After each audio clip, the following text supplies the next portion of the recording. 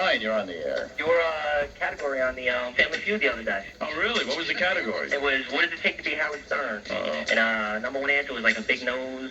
Number two answer was ugly hair and a loud mouth. They never insult anybody on Family Feud. Me, they're going to insult. How about a pair of balls? Get on there and say and speak your mind, you bastard. The Howard Stern Show, tomorrow morning at 6 on 106.7 WJFK. Demonstrate the brilliance of a picture made by the new Epson Stylus CX5400 All-in-One.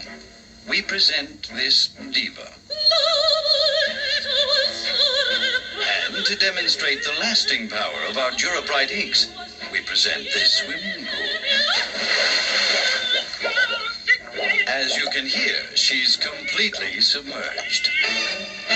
And while this might prove a rather soggy ending for ordinary prints, no worries here, because Durabright prints actually resist damage from water on all paper types.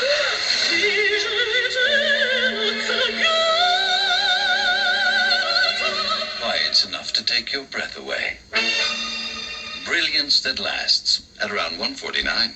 For more, visit Epson.com. Wake up! Wake up, wake up, wake up! Up you wake, up you wake, up you wake, up you wake! This is Mr. Senior Love Daddy, your voice of choice, the world's only 12-hour strong man on the air, here on We Love Radio 108 FM. The last on your dial, but first in your heart, and that's the truth. Here I am I here? You know it, you know. This is Mr. Senior Love Daddy doing the nasty to your ears to the nasty. Eyes only play the platters that matter, the matters they platter, and that's the truth. From the heart of Bed-Stuy, you're listening to We Love Radio. Doing the yin and the yang, the hip and the hop, the stupid fresh thing, the flippity flop. Oh! I have today's forecast for you. Hot! Right there. Who is it? I'm a plumber. I didn't call a plumber. Of course you didn't. Oh, wait, you were here last week. Well, yeah. Don't you remember our conversation? Our conversation? Sure. Remember how impressed I was with your new DVD player? Well, I guess I vaguely recall something. And you told me how you got it for a special price from HiFi.com? Well, it rings a bell, but I didn't mean for you. And then you told me that HiFi.com even delivered it for free and guaranteed satisfaction for 45 days. Yeah, I remember that part, but And when I was leaving, you said, "See you later." Yeah, so? Well, and today I was driving by, and, well, it's later. So I figured you wanted to see me. You're a very literal person, aren't you? If you're really into home entertainment, go to HiFi.com. Sign on, sit back. This week, get a Samson DVD player for $229. It includes coupons for 5 free DVDs and 21 free DVD rentals. HiFi.com. Sign on, sit back. Clothing designer Donna Karan is mourning the death of her daughter's little dog. Hold on, who's this? Donna Karan, the designer. Oh, Donna right. Mourning the death of her daughter's dog. The daughter had a Jack Russell Terrier named Petey. Hello, Petey. Who got mugged in Central Park on Sunday by a swan. Well, The New York Post says Petey was swimming in the lake when he was dunked underwater by the swan, which then proceeded to peck the dog to death. oh my God. The paper says Donna Karan watched in horror. The daughter says paramedics refused to take the dog to a hospital, so she used a taxi instead, but it was too late. And then Donna Karan said to her daughter, I am so upset by this. You know what I'm going to do?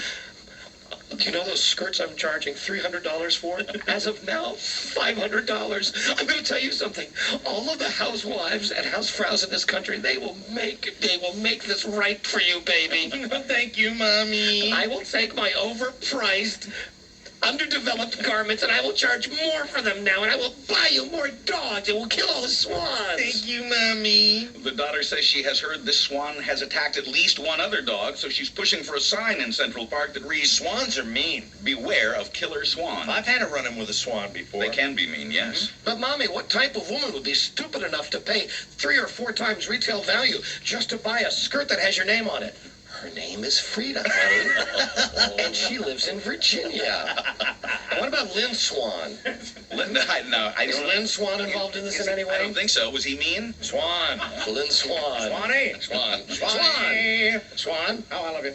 All right, let's bring in Greg Brady right now. Barry Williams. Barry Williams, who I know we've had on the show many times, but it'll be a good chance to ask him all the same questions we've asked him before, and also he has a record that he's promoting.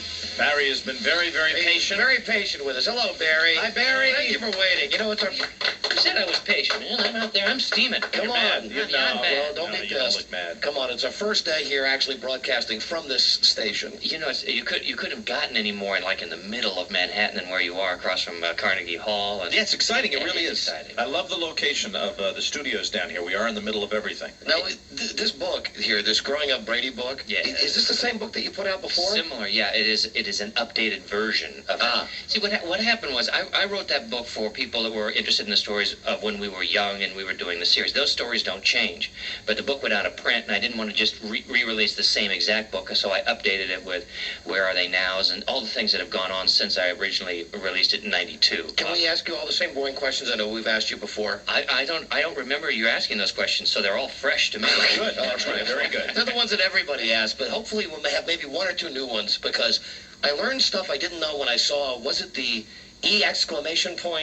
True Hollywood Story, the Brady Bunch? Something like that. Yeah, there was stuff in there, like, I know you get asked all the time about Florence Henderson and about you and Maureen McCormick. Well, we can update the questions, basically, that it was, the way we understand it now that all the facts have come to light, that it was constant lovemaking with Florence Henderson. Yeah, Is well, that right? let's face it, there are only about 6 questions that anybody's interested in around this anyway. Right. So you don't have to stretch. Okay, so lovemaking morning, noon, and night with Florence Henderson, Yeah, right? now the truth is I just wake up with her every morning. Okay. All right, so we know you didn't do At that. 9 o'clock on Channel 4 with Later Today. I don't go to bed with her, I just wake up with her. We know you didn't do her. We know you didn't do Maureen McCormick. Now, the funny thing is, I never claimed, I wrote the story called Dating Your Mom.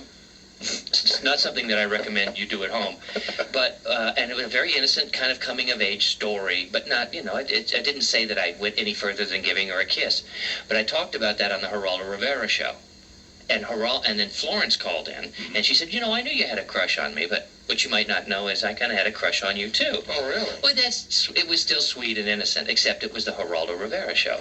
So by the time we got out of there, the whole story had changed and transformed itself, and then it became on ET and AP and UPI, and Brady Mom does, So when oldest son Greg. So when she called in and she said, she thought you were cute too, Yeah. if the scenario had played out, do you think, if you can put yourself back in time, do you think that something may have happened if you had been so inclined?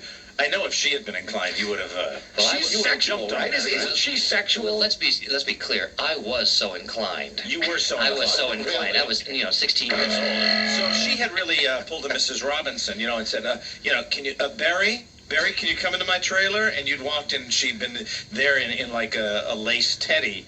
You would have jumped on her, right? This is a no-brainer. This would have actualized all of my childhood fantasies. All right, I just wanted to make it, Yes. for the record, I wanted to make that clear. Would you have? On the other hand, Marcia was making me work too hard. Mm-hmm. You see? What about you and Ann B. Davis? Yeah. I don't think I really had a shot there. I thought everybody had a shot But there. it's an interesting thought. No, only Sam. Okay. Only Right, Sam the Butcher. Right. Okay, Alice, come on now. How about that? I'm here with my meat. All right, now let me ask you. It's true. He's always slipping her a little free meat. Did you guys, when you were doing the Brady Bunch, did you know that your dad was gay? I mean, not your dad, but Robert Reed. Did you guys know he was gay? By our third date, I began to figure it out. You've said that before. No, I haven't. As a matter of Really? fact. Is that new? I brand new. That's a new material on the show today. I like that. I usually avoid that. Yes, we knew. I didn't know right away, of course, but after working with people for a long, over the course of time, like I'm sure that Don, you know everything about Mike there is to know. We knew what the third show that we were gay. That it was gay. For Okay. each other. We are gay just for each other. Only for each other. Only for each other. Absolutely. As far as he knows. Oh, thank you. Oh, great. Thank you, Slut. Oh, well, listen, it's okay then. It's not gay if you're on top. So, yes, you do learn these little things, the ins and outs of people after working with them for a while. Yeah. So when you guys would talk, I mean, and at the time, you and Peter and Bobby, you guys were you were little boys. You know, at one point, Just little nubile for a teenage you get together and children. you say, you know, do you realize that, you know, Pa Brady, you know, No. you never talked about it with them? We didn't talk about it amongst ourselves. Oh, okay, I got Because you. back then there was certainly more of a stigma than there is today. I mean, More of a stigma. Yeah, I mean, absolutely. that was definitely, you know, lead closeted because Right. it could have meant the end of the show. It could have really wrecked his career. Right. And we didn't have the kind of tolerance or understanding about it now, so it was really a non-issue. All right, what about him arguing with the producer all the time? Because he wanted the show not to be as sappy as it was, which is what I think and everybody else thinks makes the show so great that it's so sappy. That was definitely going on. But the thing is, if Robert Reed hadn't been taking stands where he took stands and giving our producer creator migraine headaches on a daily basis, our show might have gone way too far. Kind of think Gilligan's Island. You know, it could have been just really a farce rather than having any kind of grounding at all. I think there's not much room between Gilligan's Island and the Brady Bunch. Well, and its style. But think about it. If Robert Reed had been just some actor who was going for the joke and the easy laugh all the time, it wouldn't have ever had the kind of genuine qualities that it has to. And so when he argued with this guy, this is one of the things I saw in that E! show, that he would really argue, and is it true that he got mad and walked off the set of the last show? A couple of times, yeah. Really? A couple of times. Once or twice he came in, shall we say, inebriated. And he was not really, in general, if you look at the big picture of the entire run of the show, he wasn't really happy.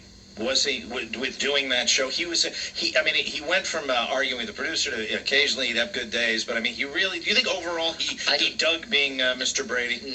No, I don't. I think he liked all of us, Right. and I think there was something about having the kids and the consistency and watching our changes and still being not a real dad, but one from a distance, kind of like a grandpa, if you will. You know, all the good things, and then the kids go home, and you don't have to really deal with the problems on a day-to-day basis. Right.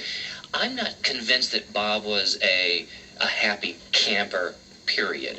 He was a perfectionist, and that brings a lot of things along with it, because you're all the time trying to make things right, and there sort of is no right, and if you can't learn to slide a little bit, then He was a trained actor, right? Wasn't he in the classics and things like that? And Yeah. so he might have gone to the cocktail parties and how was Hamlet? Hey, how was King Lear? How are things on the Brady Bunch? They probably made him spiral. Was he the only one in the Brady Bunch who would come to work drunk?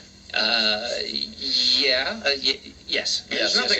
I just want to go on record saying there's nothing wrong with that. I think that Nothing wrong with that either. many of the great actors, Lee Marvin, George C. Scott, And I understand radio personalities too. Absolutely. You're looking at him right there. Thank you very much. It helps me, and I think I'm a better entertainer for it. Well, now you're a happily married man now, right? I am now. How long you been married? 1 year. 1 year. Just 1 year. It's just. Yes, my second and final. I was going to guess what number wife it was. Yeah, number 2. You got We all have that in common, don't Yes, we? yes, we do. You All of us. know what the deal was? I grew up with models and actresses, and that's all I dated and all I knew. And then Oh, you dog. And then I really went off the deep end, and I married a beauty queen. Right, There you thinking beauty would make me happy. Phyllis George is And who she- he's and talking she- about, and in case you didn't know. And she really was a pretty girl, and if looks a marriage could make. But that fades. Let's do a contest. I want to have a guessing game right now. Okay. How many girls do you think he's gotten because he was Greg Brady? Oh, man. Let's play how many. He's already gone on Oh, you record. know what? Hold on. Let me just give you the sex quiz. All right. Yes, the I got a sex sex quiz for you. This is a quiz that we've all taken, Barry. Everybody in this room has taken this quiz. Our interns Now, take this is quiz. is this quiz just for the ones that I have scored with because I was Greg? No, this is for you, Oh, this Barry is Williams. Just me, and I do swear to tell the truth, the whole truth, and nothing but. There are 14 questions. Buzz, are you ready to 14? write down Barry's answers? Oh my God. This is our standard sex. No. Well, you mean like other guys? In front of others. In front of others, Yes. men or women? Yes. Yes. Okay, the answer is yes. Yeah, we, I think a lot of us said yes to that, too. Have Barry. you ever had sex in a public place? Okay, that's yes. Have you ever been filmed or photographed while having sex? No. What about episode? No. Okay, just kidding. Have you ever had sex in the no-no spot? Yes. Yes. Oh, that's awful. The ear. Have you JO'd today? What time is it? Is that yes or no? That's a no. That's a no. Have you ever had sex in a car? Oh, he's doing it right now. Oh, my God. Hey, that's funny. Barry Williams doing a JO joke. I know. Have you ever had sex in a car? You have to, right? Yeah, of course. Yeah. Front, back seat, trunk. Have you ever had a one-night stand? Oh, yeah. Gee whiz. And- I grew up in the 70s, man. What is your total number of sexual partners? That I can't, and you know, I'd You have gotta to, give us a rough estimate. I'd have to check the reference book. But before I became happily, solitarily With married, all the qualifiers, just give us a rough number. fairly active. Well, in dozens. Well, come on. I don't know. I really don't know. 24, No. 36, Oh, man. 48. This is tough. under 50?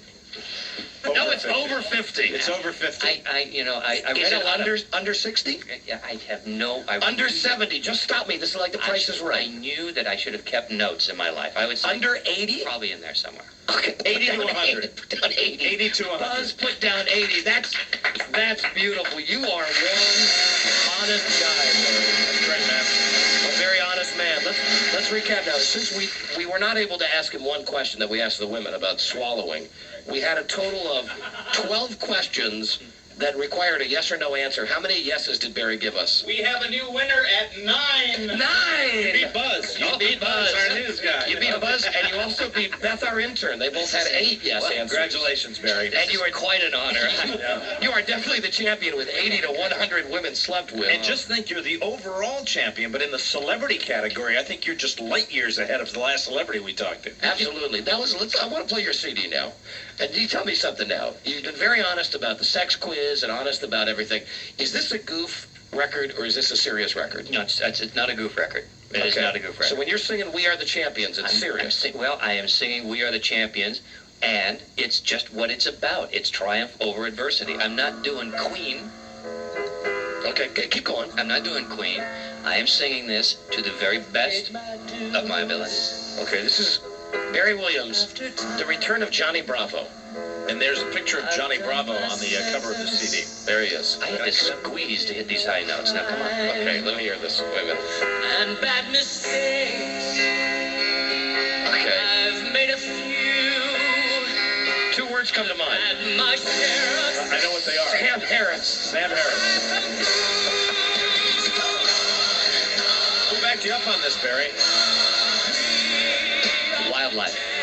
Not bad. You're serious about this, though. This is not serious a goof. about this. All It's right. not a goof. All right, Mike, let's play. We'll keep on fighting. Did you look Try at the it. titles? Try it. You want to play a little Name That Tune? Yes, okay. Okay. These are all big hits? Yeah. Sing You covered a bunch of hits on this? Yeah, album? covered a lot of records, have some originals. Can you name this tune? I think so. That's We Are the Champions. That was We Are the Champions. I got the first one reset right. the machine. Poison Ivy. No, come on. No, it's not Give Corky. Me Square. Yes. The Huey Lewis song. Huey Lewis. I want to hear how he sounds on this because it's a much different song. Here, there, and everywhere. I used to be a renegade. I used to fool around. Oh, you're using your grown-up voice here. You know, I mean, this is... I'll give you this. I mean, you can sing. You can sing. You played one right before he came in.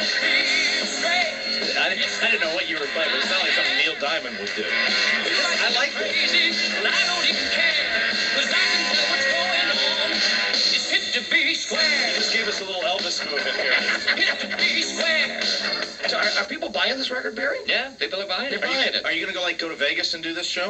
I do it all over the place. I do radio shows. I've been, I got to jump in on stage with some great acts this year, with like Christina Aguilera and Did you really? Smash Mouth and Melissa Etheridge and I bet people Duran go nuts. Duran. I bet they go nuts when you do that. That's fantastic. I am having a time of my life. You can sing. I mean, you really can. What did you sing with Christina Aguilera? I didn't sing with her. I sang on the same show. Oh, I like, got like you. I do my little 3 songs, 4 Okay. songs, and then she would, she was like headlining the act. But I did get to sit in with Smash Mouth and sing All Star with them. That was did you cool. really? That Yeah, would be was great fantastic. fun. Yeah, it was really great fun. See, the thing is, I had to come into this at some place, and I'd done all this Broadway stuff, and I didn't want people to think I was doing a Broadway album. I wanted to do a pop album, and these are the songs that I grew up with and that I love and that people could sing along with. But I'm trying not to take it too seriously, but I do take the music seriously. I- All right, for sure. Okay, then that's fine. I'm with you. I understand For what you're sure. saying now. But I am having fun here. I mean, So it is kind of a goof because it's lighthearted, but you're singing seriously. Yeah, but I'm listening to artists do covers all the time. I mean, Madonna's got American Pie out. But you're talking about Neil Diamond. He's done the last 3. Michael Bolton has got Mariah Carey. You name it, they're doing cover records. I mean, some people don't like the choice of the songs that I did because it's kind of a wide range. Some 80s, some 70s, all over. But there's in terms of a CD, it's got its own little theme going on, and it's it's a question of taste. You like it, you don't like it, but no, it's for real. I think that's smart. I think not taking it too serious. All right, everybody, good afternoon on WNEW in New York. Covering the Bee Gees right now. Here's Barry Williams. To love somebody. And listen to the chick singing it with her. So you have girls in the background. No, she did to duet this song. Oh, with who? Sally Stewart. Sally Struthers? Yeah. I want my life to be This is Barry Williams to live with you. and Sally Struthers, ladies and gentlemen. Stewart. There she is. Is that her? That's not you. That's her. Everybody says Doesn't sound like I would think. Little Gloria. every little thing. It's not Sally Struthers, Mom. Oh, I'm sorry. But what does it bring? I said you got a good band. You got a very tight band. This is a well-produced record.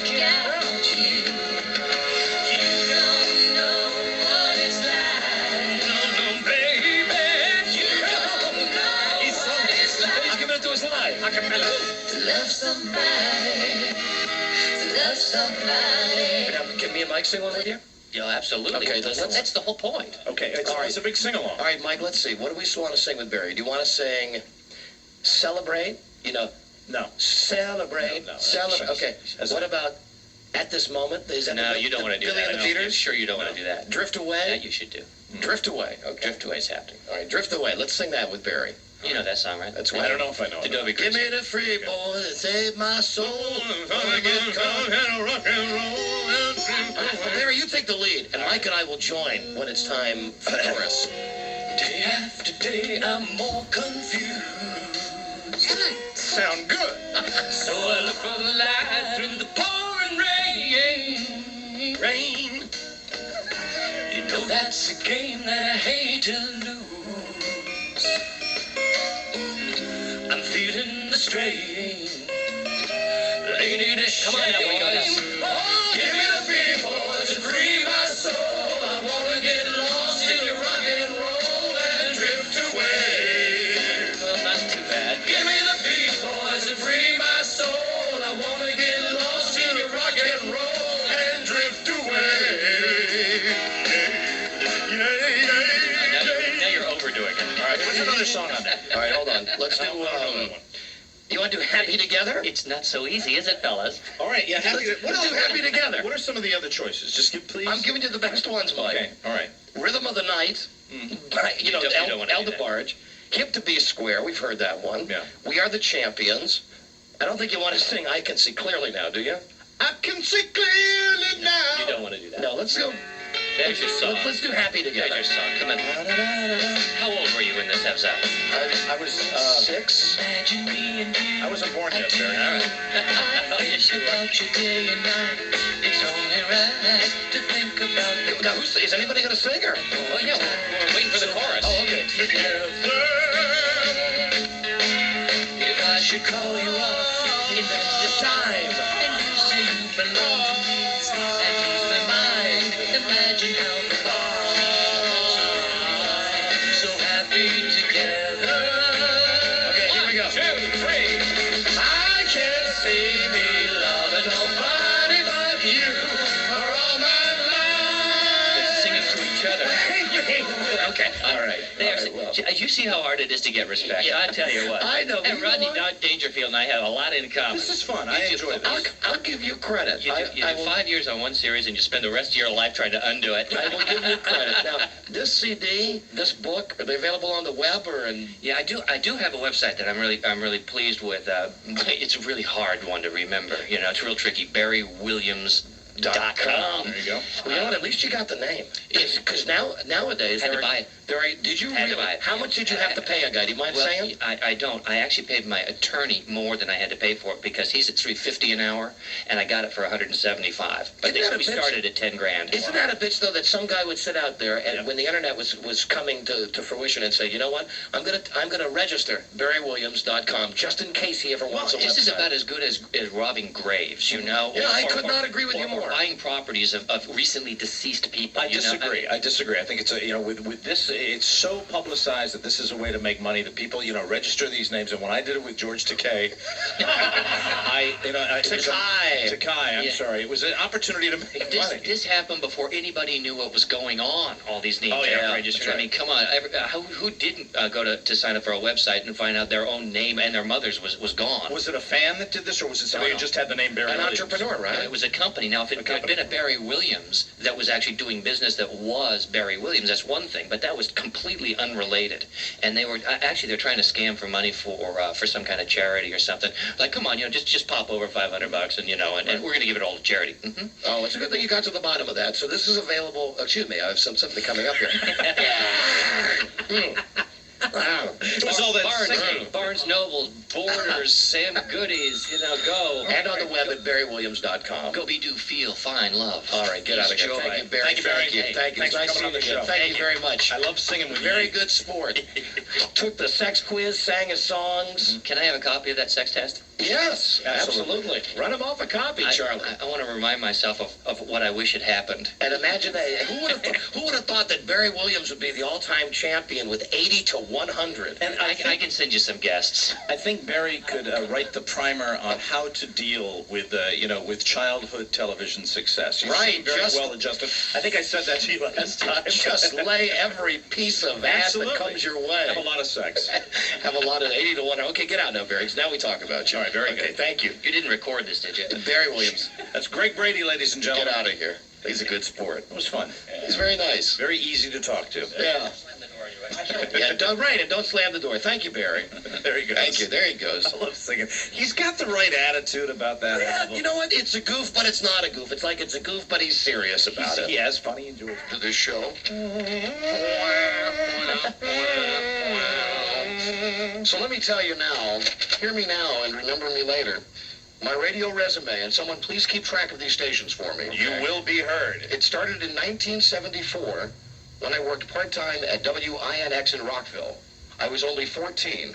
I was not fired. My family moved. There you go. Good reason. Second station I worked at was in Beloit, Wisconsin, WGEZ, age 15. First station I was ever fired from, WEGZ. I was fired because I didn't have a license.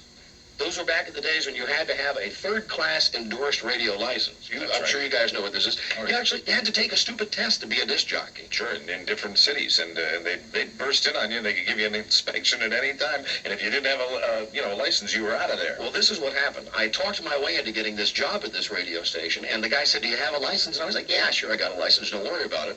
One morning, I'm getting set to go to school. I did the afternoon shift, and I was, at this point, I think, a sophomore in high school. Mm-hmm. My mom says, "Hey, the program director from the radio station's on the phone." He says, "The FCC is here right now doing a spot inspection. Where is your license?" Had to be posted in the control room. I said, "You know what? I don't have a license." And he said, "You know what? You don't work here anymore." And that afternoon, I had to listen to, I remember the guy who took my place, the Flying Hawaiian.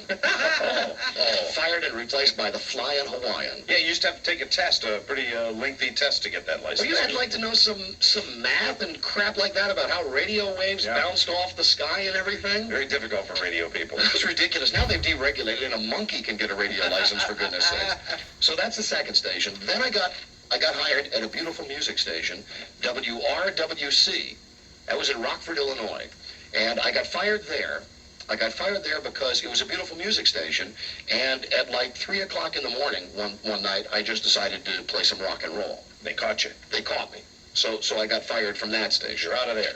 Then the fourth station I worked at, and now I'm still only 16 years old. Mm-hmm. The fourth station I worked at was WYFE, Wife Radio, Wifey. Rockford, Illinois. I was sold when, and this would not be the first time this happened to me, I was fired when the station was sold and went religious. Mm-hmm. Then after that, I worked at WSPT in Stevens Point, Wisconsin. Spitta. I got fired from that station. Why did I get fired from that station? For giving the boss a lip. So it was some deal with, it was a little rinky-dink station, a little rinky-dink town, and Being a troublemaker. you know, I wasn't playing like 15 records an hour, and he came in one night. "Oh, you got it? Where did this come from, Diana?" I've had it. Diana's got my resume. Incredible. Oh, very good. Here we go. Right. WSPT. No, I wasn't fired there. I quit there. You quit there. Take it back. Let me see. Then I went to WNAM in Appleton, Wisconsin. This is where I had the whole big thing where I had the high school graduation that never was. Right. And according to the list that Diana just gave me, that's where I developed my lifelong fascination for older women. That is true. That is where I scored my first radio groupie. Oh, that was what station again was that? WNAM. Okay. The station that, I think you remember me describing this before, they did some research and they found out that people's favorite color at the time was blue. So they called the station Blue 128. That's most people's favorite color, so let's call it Blue 128. It was 1280 on AM. And of course, when I got there, I made a lot of jokes about NAM. I would have the sound effects of the... And they didn't like that. They didn't care for that. No, they wanted you talking about blue. So I quit there. Then I get a job at WROK in Rockford, Illinois. Another great job. I quit that because I got a job at 13Q in Pittsburgh. Now let me see. I've been in radio now for roughly a year and a half, and I've worked at 7 stations already in a year and a half. I'm 16 years old, and I get this great job of a lifetime at 13Q in Pittsburgh. So I get up there, and this is the station where I find out that I'm going to be fired because there's a new program director coming into town. So I got another job, and I quit this station before they could fire me. I was on the air on Sunday afternoon, and the last song I played was Already Gone by the Eagles. That's when you played that song. Played the song, and I said, I'm out of here. They're going to fire me, but I'm going to have the last laugh. I played Already Gone by the Eagles. It was a Sunday afternoon at 2 o'clock. My shift didn't end till 4. I got in my car, and I drove down the road. I heard the record run out. I heard it go, already gone, already gone. And then I had the extreme joy of listening to for about 40 minutes until someone finally came into the station and went back on the air. I didn't sign the station off. I just left in the middle of my shift and just left the record. You were cutting your radio teeth at this point. Then, and I quit that job because I got a job in New York City. Now, this was the worst thing that ever happened to me. I'm 17 years old, and I get a job at the #1 FM station in America, 99X, New York City. I got 2 cars, I got a Midtown Manhattan apartment, and I think that my you-know-what doesn't smell. Well, I worked there for a year and a half, and this is the station I had the affair with the general manager at. Right. And it was a she, not a he. Thank you for pointing that out to us. Then I got fired from that station because they had another new program director in, and I was always the troublemaker that talked too much. So they fired me. And then I found out what a really lousy business radio is, because no one would hire me. Because I had this big job in New York, and I was only 17 years old, and I was just the biggest jerk in the world. So the only job I could find after New York City was in Evansville, Indiana, at WGBF. So I went from the nation's #1 radio market to market number 187. Oh, my God. I was fired on the day before Thanksgiving. I lasted 4 weeks at this station. I was fired because I had a bad attitude. Yeah, you're still angry. You're the angry man. Very angry. I couldn't believe I was in Evansville, Indiana. All my stuff was still in New York, and I was in Evansville, Indiana. They had 1 McDonald's in the town. It was awful. I was fired there. Then, the worst time of my life, I was forced to live with my parents. I was forced to live with my parents. I will repeat that. Are you listening, Carl Grossman? I am forced to live with my parents. Now, how old are you at this point? At this point, I am 19. I am 19. I am working at 3 radio stations at the same time, part-time. I'm working at WYRE in Annapolis, Maryland, WWDC in Washington, and WCAO in Baltimore. I'm working weekend jobs. I'm making like $5 an hour. I got no money. I'm married to my miserable first wife, and I am living with my parents. Oh, boy. At this point, let's see, how many stations is that? Were you counting, Sherry? How many do I have? 1, 2, 3, 4, 5, 6, 7, 8, 9, 10, 11, 12, 13 stations. Wow, 13 stations in just under 2.5 years. And we've only just begun the mad journey. Got the best of Don and Mike. Radio Resume. We are back on the air everywhere. Thank you so much for listening. Let me finish up this resume real quick and then on with the program.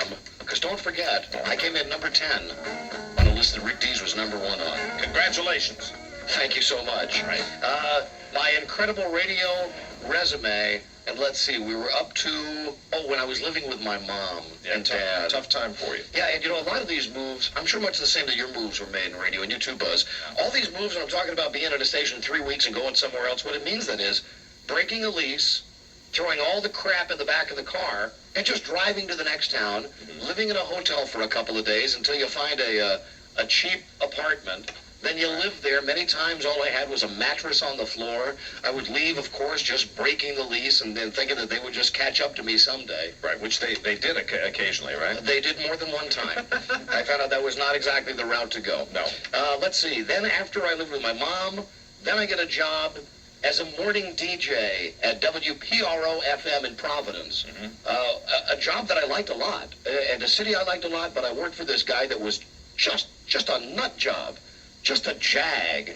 Gary Berkowitz. I've talked about him plenty of times. Son of Sam. Right. So I quit at this station, and because they're mad that I've quit, this guy, Gary Berkowitz, he finds out my next job is at WNDE in Indianapolis, station that we're on now doing this show.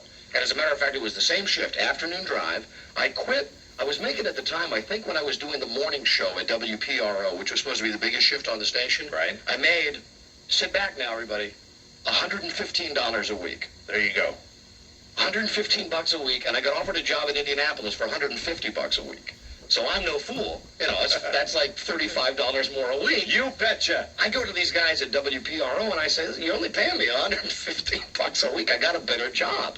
They said, you can't quit.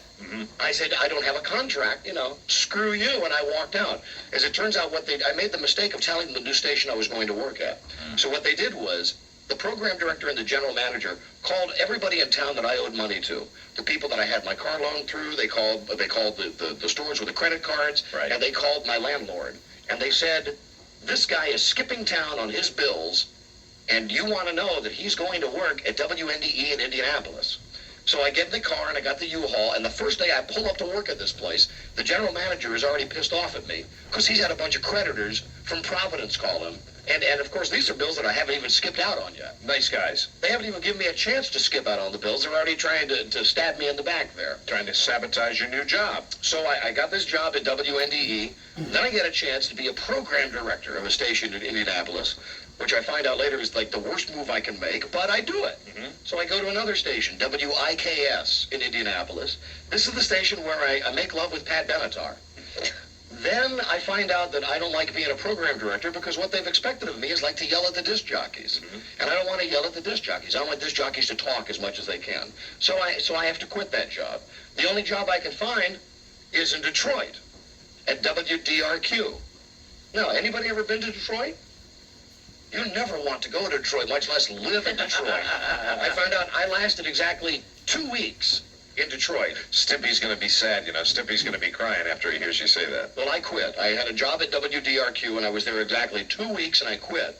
Because then I got a job at WPGC, back here in Washington, D.C. So I come back to WPGC. This is 1979.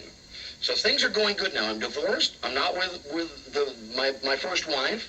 I'm not living with my parents. I'm working at a station that I've always wanted to work at. I meet Frida. I get married. Things look like they couldn't be better. I get a big job at KISS FM in Los Angeles, California. The station that Rick Dees works at, for God's sakes. Hi, everybody. So I take the job. I go out to KISS FM. And you want to know the real reason I'm fired from KISS FM? Because I'm such an idiot. When I'm on my DJ shift, I wasn't playing all the right commercials. See, the thing that they give you in radio when you're on the air is like they give you a program log and it says, you got to play the Coca-Cola commercial at 10 minutes past 7. Well, a lot of times, I would just be into doing my show, and I wouldn't play the commercial till 20 minutes after 7. And sometimes if commercials are supposed to air in the 7 o'clock hour, the commercials really wouldn't air till the 9 o'clock hour. And the sponsors found out about it, and they canned my ass. So you're gone from KISS FM in L.A. And you've since learned the error of your ways, and things like that don't happen anymore. That's why we got Diana there. There you go. So if anything goes wrong, Diana gets fired. There you go. Then I go to KFI in Los Angeles, where it is just the worst. It's an incredible, it's a pit is what it is. You remember that scene in Indiana Jones where they go into the cave and there's all the snakes and everything? Oh, yeah, he doesn't want to go down there. You have to put little torches around yourself when you were in there so the other vipers wouldn't get to you? This station, KFI, the program director of this station was the world's biggest jerk. His name is Tom Bigby. And one day, he fires this friend of mine, Bobby Rich. And he calls me in to watch Bobby Rich being fired. Okay? I don't know that that's what's going to happen. He says, Bobby, come on in here. He goes, no, you stay. I want you to watch this. He pulls out a little army guy. He's got like one of those plastic army men. And he puts it on the edge of the desk. And he says to Bobby Rich, he goes, Bobby, this is your future at KFI. And he flicks the guy off the desk. What a wonderfully warm man. And Bobby Rich goes, what? And he goes, you're fired. And Bobby Rich goes, well, all right, screw you, and gets up and walks out. And then he says to me, turns to me and goes, congratulations, you just got the afternoon shift. Wow. Yeah, man, not too weird. So I last like a month. I can't stand this guy. And I get offered a job at my all-time favorite station, WLS Music Radio in Chicago. So I go to WLS, and as it turns out, it's a real baptism under fire for me. These are major moves, too, from Washington to Los Angeles to Chicago. This is where the station with Larry Lujak, the guy that locked me out of the studio one day, wouldn't let me leave the station until I called him the super jock and said he's the best DJ of all time.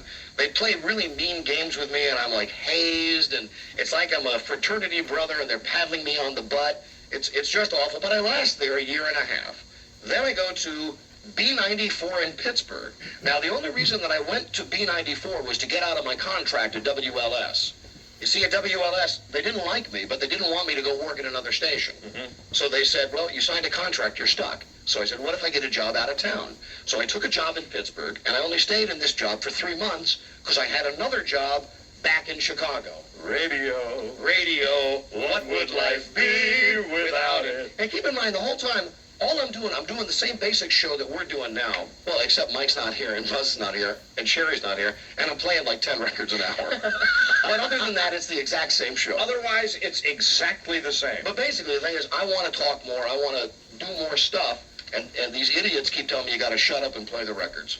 So then it's back to Chicago, to WBBM-FM, where, among other things, I get in a fist fight with the morning disc jockey who's about 100 years old. Oh, yeah. And this is where I meet Buzz Burbank. Right. Buzz is the morning news guy, and I start off doing the nighttime show there, then they move me to the morning show, and I work with Buzz. Right. And that's where we worked with the famous Karen Hand.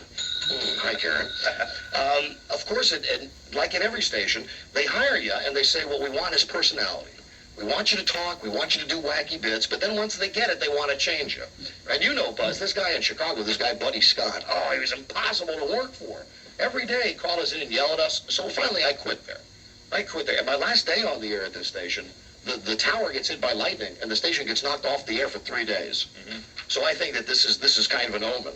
So at this point in your career, would it be safe to say that you're developing a reputation as being easygoing? No, Mike, not at all. As a matter of fact, most people think I'm impossible to work with, believe that or not. The rap on me is very talented, but a loose cannon. Guy who could go off at any second. Right. So then I leave WBBM in Chicago, and I come back to Washington to WAVA. This was in 1985. Then, after I work at that station for about 6 months, I meet Mike O'Mara, and suddenly my life has become stabilized. Before I know Mike, I'm in radio for 14 years, something like that. I work at a gazillion stations. Since I've known Mike, we worked at 2 stations. 9 years, 2 stations. That's right. So we work at WAVA up until the very end when they change format and they go religion. Yeah, nothing we can do about that. And then we come here to Infinity Broadcasting to WJFK. Now, technically, if you want to count all the stations that we're on now with syndication... I think technically you can count that. Well, then let me see. That's 25. Right. Plus 1, 2, 3, 4, 5, 6, 7, 8, 9, 10, 11, 12, 13, 14, 15, 16, 17, 18, 19, 20, 21, 22, 23, 24, 25. That makes an even 50 stations on my radio resume. There you go. There you go. And so for the people at Radio... Hold on, I wrote it down. Radio Incorporated Magazine. There you go. Radio Incorporated. And that is why I am 10th on the list that Rick Dees is #1 on. As I said to you earlier, better to be 10th than 11th. I guess so. So that's it. That's the resume. Things have just as far as changing jobs, things have really slowed down since the advent of Mike O'Mara on this show. I used to be drop of a hat, put all the stuff in a U-Haul and move on to the next gig. I'm glad I could be your stabilizer bar. No, see, what I needed the whole time, what I really needed was someone to work with me. Someone so we could go in and gang bang the idiots when they would tell us not to talk. That's right. It's much easier to, well, I guess gang bang not the right word to use. Somebody who could wrap your head in cold cloths when it was beginning to explode. See, now, Mike and I, we got it down to a science. Fortunately, where we work here for Infinity, they never say jack to us about what we do on the radio. That's right. But at the last station we were at, we had the good cop, bad cop thing down to a science. Unless we'd argue with each other, which happened in the first 6 months quite a few times. And that's when people would be a little bit frightened in the hallways at our first station, because we were getting to know each other. Well, you know, I had that reputation. And every once in a while we'd do something on the air, and then during the break, Mike and I would, like, duke it out during the commercials.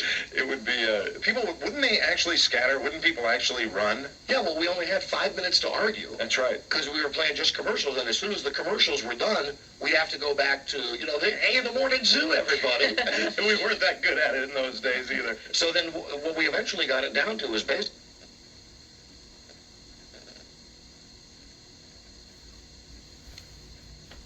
Don and Mike, it's Brother Louie from Extra 104. I didn't hear any of it yesterday, but it was relayed to me this morning that I was getting knocked around pretty good on the air by you two yesterday. And apparently Rob and Diana called me during Great 74 Diner and made a request, and you all were ragging on me because I didn't play the Great 70s. I really don't know exactly what happened, but I'm going to give you all the material that I've got on this. The actual phone requests that came in and the way it aired, and you can do what you like with it as long as you keep mentioning me. And Extra 104, it's great. Great 70s. Great 70s. 4.1 on the dime. Hi, Extra 104. Yeah, can I make a request for the diner? Yeah, sure. Yeah, Diana and I, we just got back from the movies, and we really want to hear Kiki D, I Got the Music in Me. Tell them we're playing hooky, Rob. We're playing hooky, Brother Louie. Uh-oh. Yeah. Great 70s. Yeah, we just saw Get Shorty. Oh, how was that? It was fine. It's getting mixed reviews. You liked it. I favorite new word. Our favorite new word is from that. No, I can't say it on the radio. Great 70s. All hits, all 70s. Extra 104, the 70s station here on the Extra 104 Diner. How you guys doing today? Tell them we're playing hooky, Rob. We're playing hooky, Brother Louie. Great 70s. Uh-oh. Yeah. What movie? Yeah, we just saw Get Shorty. Oh, how was that? It was fine. It's getting mixed reviews. You liked it. I favorite new word. Our favorite new word is from that. No, I can't say it on the radio. All 70s, all the time. Extra 104. Great 70s. As I mentioned near the close of the last record, this record you are now playing is another example of the completion backward principle. If you can possibly manage the time, please play both sides at one meeting. Hi, this is Mix 107.3's Jack Diamond, wishing you and yours the happiest of holidays with the sounds of Christmas, a gift from our family to yours, on Washington's Mix 107.3. Let's go hunting with Hunter.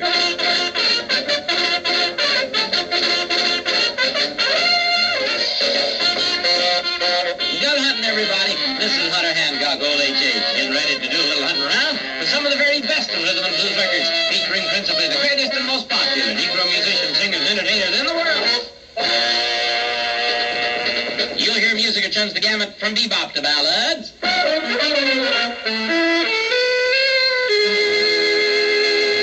Swing to sweet.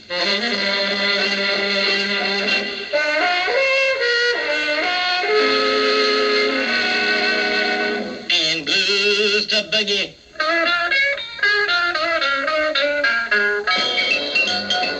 Records which are the tops in popularity all around the country, along with some of the newer records whose popularity will be determined by you, the listener. So now, if everybody's ready, let's go hunting with Hunter. Now, there's one other number that I know to call. Okay. The Friars Club. Oh, yeah. Hey, maybe he's having a birthday party at the Friars Club. Could be. We've spoken with Milton Berle there before. If anybody would know which Bob Hope it is. Afternoon Friars Club? Yes, hello. This is Don and Mike. Westwood One. We're doing a national radio show right now. Uh-huh. Is Milton Berle around today? I'm not sure, to be honest with you. How about Henny Youngman? Nope. I haven't seen him in years around here. How about any famous comedian? We're looking for somebody who knows Bob Hope.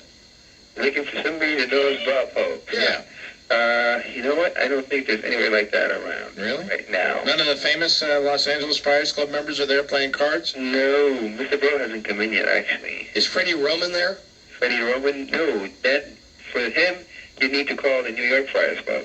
Oh, the New York Friars. How about Buddy Hackett? Is he there? No. Jan Murray? Kip Agata? Franklin Ajayi? Any of them there? Jerry? Is Jerry Lewis there? Ah, Jerry. Is Jerry kicking around? Jerry Lewis just left, actually. Pete Barbuti happen to be around? No.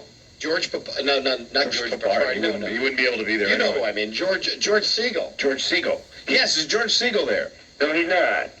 Would there be anybody even remotely famous in the Friars Club right now? At this second right now, no. Well, what's that? It's 10 till 2? 10 till 3? Is your bar open? Yes, sir. Can you put me through to the bar? Sure. Thank you. All right. Calling the Friars Club right now. See if there are any famous comedians, old-style comedians at the Friars Club bar. Drinking. Gotta be. Very exclusive club, the Friars Club, but, it takes a phone call to get in. Yeah, hi, this is Don and Mike. We're doing our national radio show right now. Would there be any at the bar right now?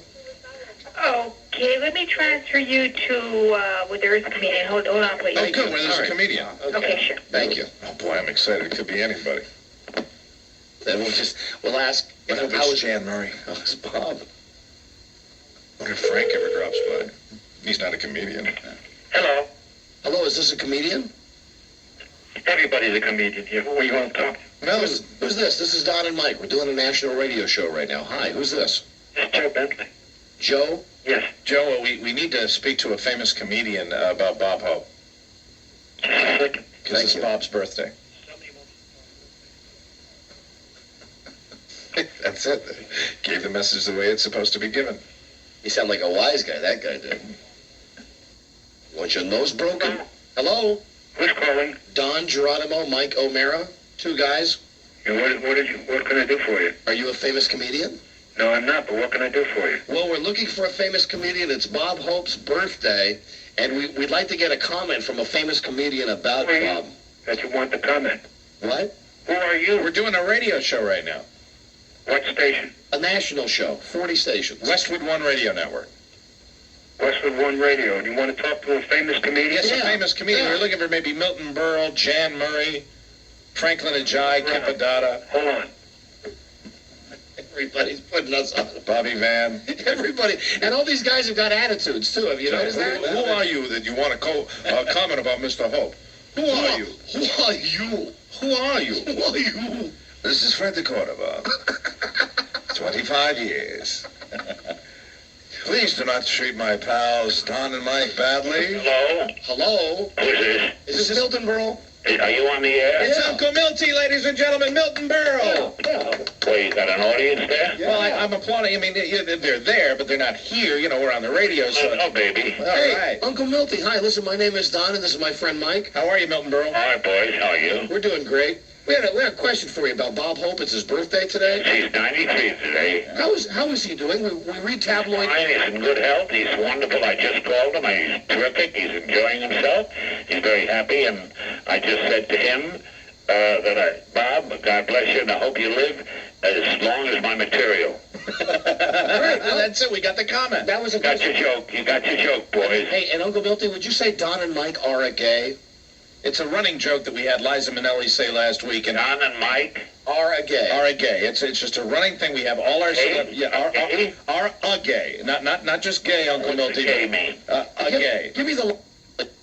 Yeah, we'll play the Liza Minnelli tape for you, so you know what we're doing here, just so you understand. Here's Liza Minnelli. This is Liza Minnelli. Don and Mike. How can I say this? Are gay. Okay, that's the way Liza said it. Me and Mike are what? Don and Mike. Just say, this is Milton Berle. Don and Mike are a gay. Are a what? Are a gay. A gay? Yes, there you go. A gay. You got it. All right. You mean? Yes, Uncle Milty. It's a joke. Yes, no, but see, it's not gay bashing. No, it's what everyone says. How do I explain this to him? Well, I'd rather not do that. I'd rather not do that. I'd rather speak to you and say good luck to you guys, and I'll be speaking to you again. All right, how about this is Milton Berle, Don and Mike are not a gay. No. How about this is Milton Berle, Don and Mike. Hello to everyone. Say hello to everyone. God bless you. Now, call one on the other phone. Okay. That's what B. DeMille is calling. Can I ask about your thing? Can I ask about your thing? No, it's too late. No. He's got a big one. That Liza did it, and Uncle Milty didn't. How about that? Well, we got Milton Berle on the phone. We did get Uncle Milty. He was there. And talk about, we asked for a famous comedian. There. This is Doug Rainey with WVAR, Variety 1240. Today it's going to be 85 degrees. I'll tell you, if you want to go walk in the sunshine, today's the day to do it. It's going to be clear all day with no chance for rain whatsoever. From the mid-1980s, here's Katrina and the Waves.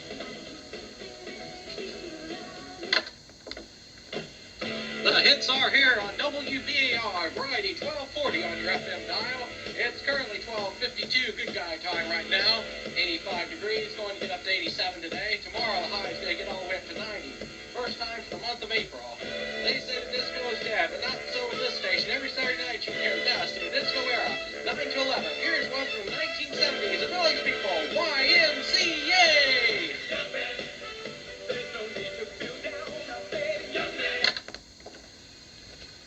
The hits are here on WVAR, Variety 1240. It's currently 12:58, good guy time right now.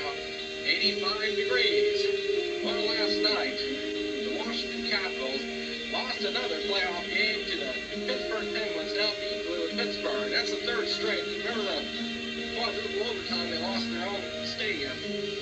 Be my 150th caller right now, and you can win a pair of tickets to the playoff game between the Washington Capitals and Pittsburgh Penguins played at the UPS Arena Sunday at 1:30.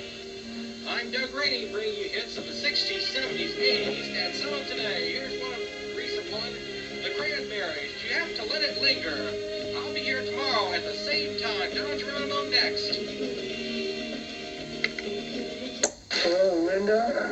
This is Mr. Ward Cleaver, father of Wally and Beaver Cleaver. About your party this afternoon. My son will be unable to attend. Huh? Well, he come down with something. Unexpected, Wally. He come down with something unexpected. As his father, I don't think I should expose you and the other girls to his germs. Yes, the ones he come down with. It's looking great, Beaver. This Linda's really falling for it. Hello? My wife and I are very sorry he will not be in attendance. The doctor said he can't go to any parties for 24 hours. Thank you. Goodbye. You were great, Wally. You even sounded better than Dad.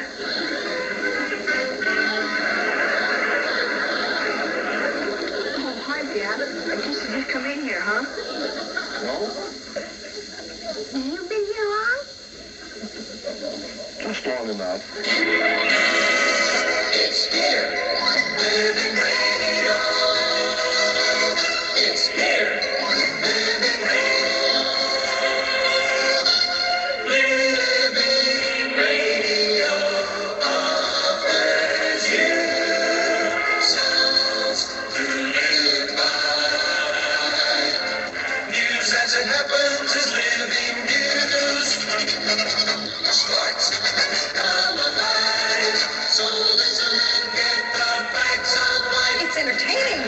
Enlightening. Exciting. Exhilarating. Live with WKBW's Big Beyond Nation.